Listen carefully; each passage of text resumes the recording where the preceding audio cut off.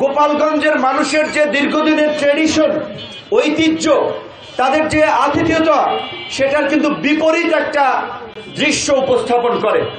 যদিও আমরা শতভাগ আত্মবিশ্বাসী যে গোপালগঞ্জের মানুষ আমাদের সাথে দুর্ব্যবহার করবে না, তারা আমাদেরকে অতিথি হিসেবেই গ্রহণ করবে।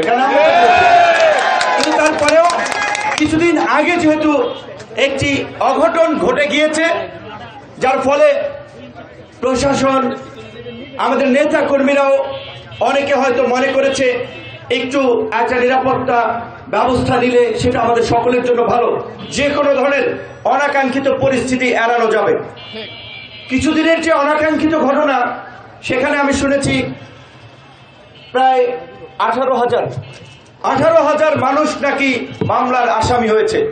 তো এই যে 18,000 পরিবারের যে ভোগান্তি, দুর্ভোগ, কষ্ট, সেটা কি কারোর জন্য ভালো কিছু হয়েছে?